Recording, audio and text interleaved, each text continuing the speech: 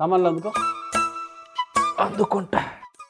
జలుబు దగ్గు తల పట్టేసిందిరా అనుకున్నప్పుడు ఈ దుంప రాష్ట్రం అల్లం, అసలు ఈ దుంప రాష్ట్రం అనేది పేరు వెరైటీ. అది కూడా అల్లంలో ఒక అల్లం ఫ్యామిలీ. ఈ రెండు కలిపి ఒక చారు చేసుకుని తాగితే హ్యాపీగా రిలీఫ్ వస్తుంది. చెంగుమని ఎగురుతాడా? అంతే, చెంగుని ఎగురుతాడు. ఆ గిన్నె ఎక్కించి పొయ్యి మీద. దుంప రాష్ట్రం అల్లం అనేది ఒక పేరా? ఫ్యామిలీ దుంప రాష్ట్రం ఇది.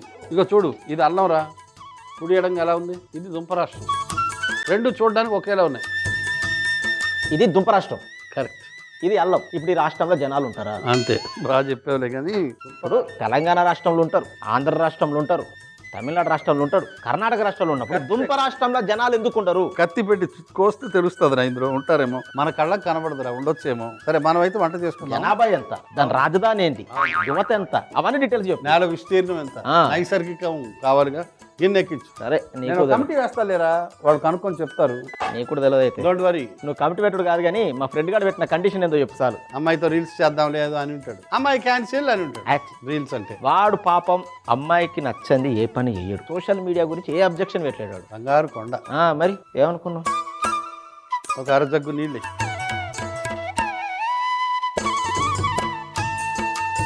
ఈ చింతపండు నీళ్ళు కూడా వేసారు.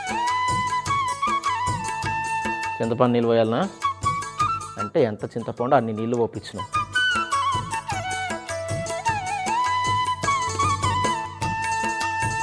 అయ్యో, కాడికి పలేడు. అంతే, కొత్తిమీర కాడలు. ఇదే అసలు టేస్ట్ ఫ్లేవర్ దానివల్లే వస్తుంది. పచ్చిమిర్చి, పసుపు, బెల్లం పొడి,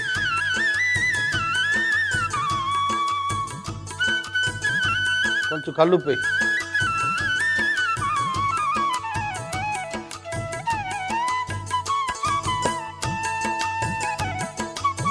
ఏం చేస్తావు?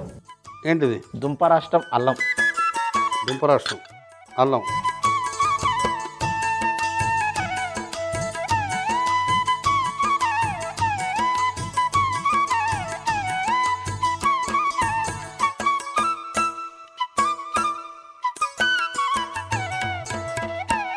ఇప్పుడు ఏం చేయాలి దీన్ని? చారులో వేసారా? చారులో వేయాలా? అట్లా అంటే పడేయమంటున్నావేమో.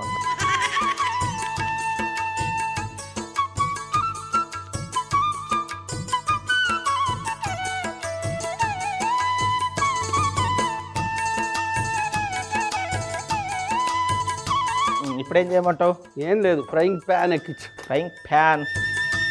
ఈ చారు కోసం రసం పొడిలాగా ఒక పొడి తయారు చేసి. బాక్సింగ్ వచ్చు అన్నావు కదా, నాకు కత్తి సామొచ్చు. హుక్ అంటే తెలుసా? తెలుసు. ఇప్పుడు నేను పోగానే దీష దానికే వేస్తా కదా. హుక్ అంటే అది కాదు. పొయ్యి వెలిగించి.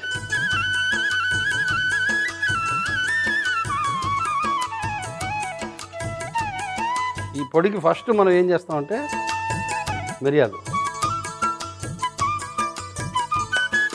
కందిపప్పు,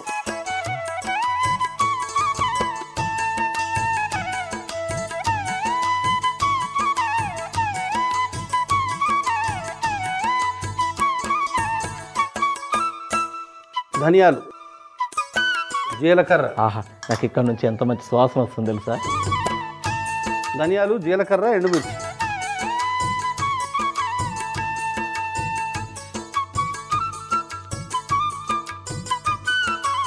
ఇది చక్కగా వెళ్ళి పొడి కొట్టుకుంటారా. మరీ కాటుకలాగా పిండి పిండి కాదు, బరకబరకగా పొడి కొట్టుకుని వస్తే సరిపోతుంది.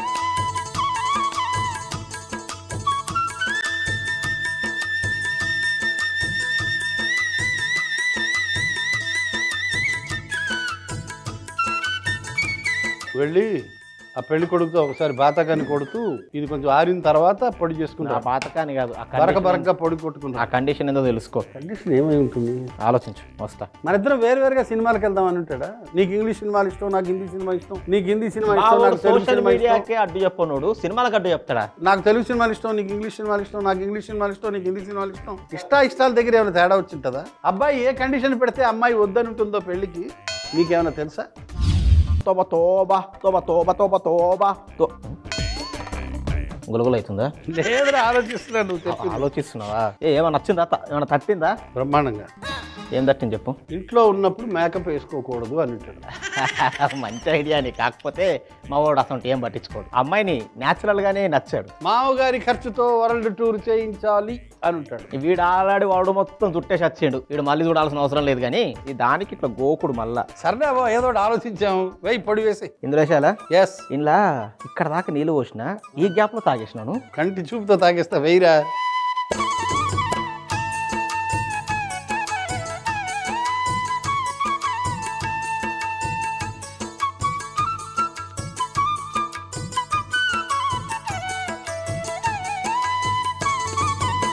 సగం జగ్గు నీళ్ళు వేసే. నేను నీళ్ళు పోస్తా. నేను పోయినప్పుడు నువ్వు అది తాగకు. అలాగే. టేస్ట్ చూడాలంటే ఒక సుక్కు వేసుకోవాలి, ఒక గిన్నె వేసుకోవద్దు.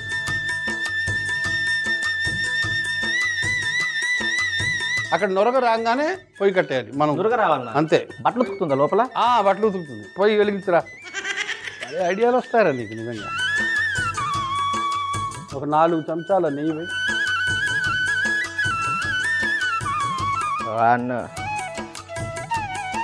మా పెళ్ళి కొడుకు ఆడెంత పిచ్చోడంటే ఒక స్వీట్ షాప్ పోయాడు. గీ స్వీట్స్ ఇవ్వాలని అన్నాడు.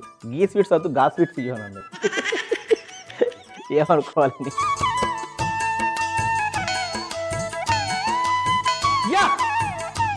డైలీ సీరియల్స్ చూడడానికి వీలు లేదు మా వాడు. కానీ పెళ్లి కూతురు కండిషన్ పెట్టుంటాడు. మా వాడికి సీరియల్ అలవాటు ఉంది, రోజు చూస్తూ ఉంటాడు. ఆడు ఏం పడితే అర్థం కాదు. ఓటీటీలు అన్ని బ్యాన్ అని ఉంటాడు. ఓటీటీ లేకపోతే వాడు బతుకుతాడు. Work from home. అసలే ఆడు వర్క్ చేయరా అంటే సినిమాలు చూస్తా కూర్చుంటాడు. ఆ కొత్తిమీర కాడ దుంప రాష్ట్రాలు అల్లం మెల్లగా తీసారు.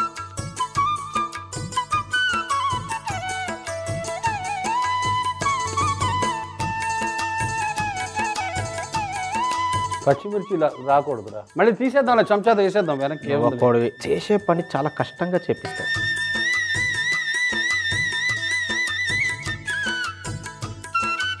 అయితే నువ్వు అన్నది మంచి ఐడియానే.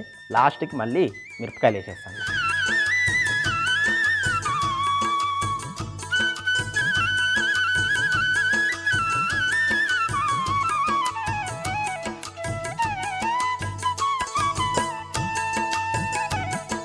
నువ్వు అన్నట్టు మిరపకాయలు అన్నీ అందులోనే వచ్చా. అయినా మిరపకాయలే టేస్ట్ చారులో.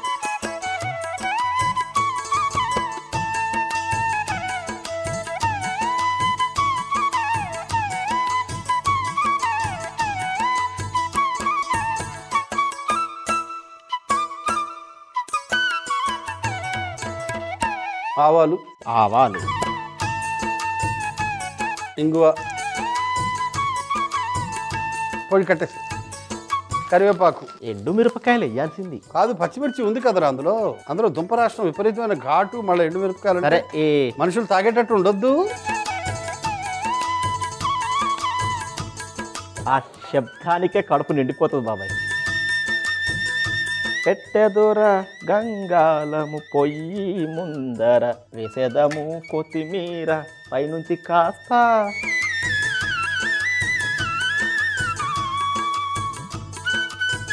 ముందుగా గిన్నెలో నీళ్లు పోసి అందులోని చింతపండు నీళ్లు కూడా పోసి కొత్తిమీర కాడలు, పచ్చిమిర్చి, పసుపు, బెల్లం పొడి, కల్లుప్పు వేసి మరిగించుకోవాలి. తర్వాత ఒక రోల్లో దుంపరాష్ట్రం అల్లంతో పాటు అల్లం కూడా వేసి దంచుకొని మరుగుతున్న నీళ్ళలో వేసి మరిగించుకోవాలి. ఇప్పుడు ఒక మూకుడులో మిరియాలు, కందిపప్పు, ధనియాలు, జీలకర్ర, ఎండుమిర్చి వేసి వేయించి పొడి చేసుకోవాలి. మరుగుతున్న చారులో మనం చేసుకున్న పొడి వేసి బాగా కలుపుకోవాలి. ఇప్పుడు తాలింపు కోసం ఒక మూకుడు పెట్టి నెయ్యి వేసి వేడెక్కిన తర్వాత ఆవాలు, ఇంగువ, కరివేపాకు వేసి తాలింపు తయారు చేసుకుని చారులో వేసుకుంటే దుంపరాష్ట్రం అల్లం చారు రెడీ.